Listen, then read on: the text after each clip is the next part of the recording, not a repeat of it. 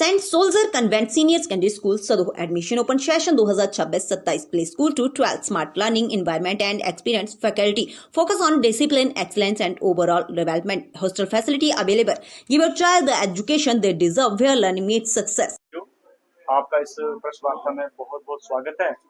आज की जो ये प्रेस कॉन्फ्रेंस जो रखी गई है, सोमनाथ ज्योतिर्लिंग दर्शन जो प्रदेश स्तर पे एक भव्य एक दर्शन जो हमारे सोमनाथ जी ज्योतिर्लिंग का स्वरूप पूरे हिमाचल में आएगा और जिसमें हमें 3 अप्रैल को इसकी यहाँ आने की और दर्शन करने का सौभाग्य प्राप्त होगा।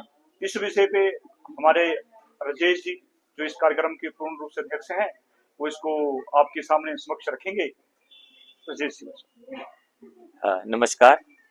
देखो, बड़े सौभाग्य की बात है कि पूरे राष्ट्र में, हमारे सौराष्ट्र में 12 ज्योतिर्लिंग हैं और जो सबसे मेन माने जाते थे सोमनाथ शिवलिंग जहाँ था तो उसको मानते थे।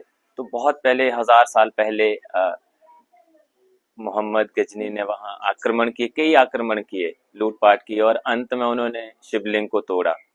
तो जो शिवलिंग वहाँ की मान्यता क्या थी कि जो शिवलिंग वहाँ का था सोमनाथ का, वो भूस्पर्श नहीं करता था, 2 से 3 फीट जमीन से ऊपर रहता था।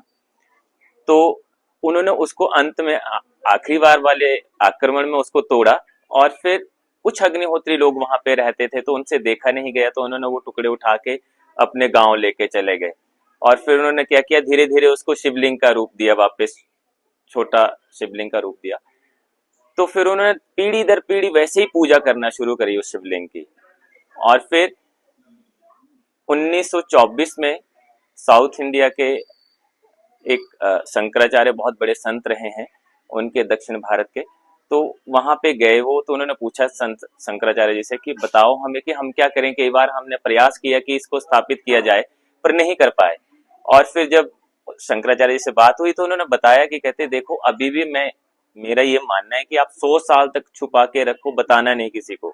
भारत आजाद होगा, राम मंदिर बनेगा, उसके बाद ही ये स्थापित होंगे, तो आप इनको लेके जाना।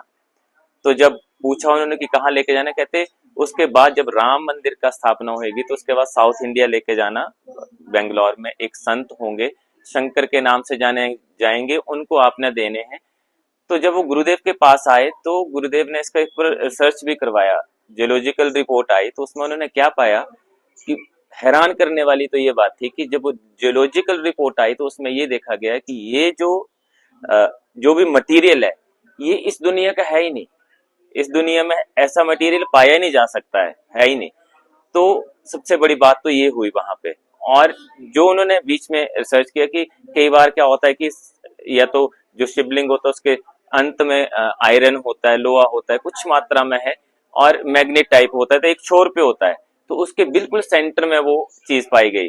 तो वो एक अपने आप में बहुत अद्भुत चीज है हम सब लोगों के लिए। तो उससे पहले पूरे भारत वर्ष में इसकी यात्रा हो रही है। तो सौभाग्य है कि हिमाचल में भी सोमनाथ शिवलिंग के दर्शन ऐसे हर डिस्ट्रिक्ट में अलग अलग यात्रा टाइप चलेगी। तो हमीरपुर में भी हमें ये मौका मिल रहा है। 1 अप्रैल से शुरू होगा, जो कि चंबा से शुरू होनी है, 2 को कांगड़े में और 3 को हमीरपुर में ये यात्रा पहुंचेगी। तो गांधी चौक पे हमने आयोजन कर रहे हैं इसी पूजा का। और ये जो पूजा रहेगी इवनिंग टाइम 4 बजे, 4:30 बजे से शुरू होगी और लोग पूजा में भी और दर्शन भी कर पाएंगे इन पूजा का। तो हमारा तो यही मानना है कि एक बहुत बड़े सौभाग्य की बात है हम सब लोगों के लिए कि जो मूल ज्योतिर्लिंग था उसके हमें दर्शन करने को मिलेंगे। धन्यवाद।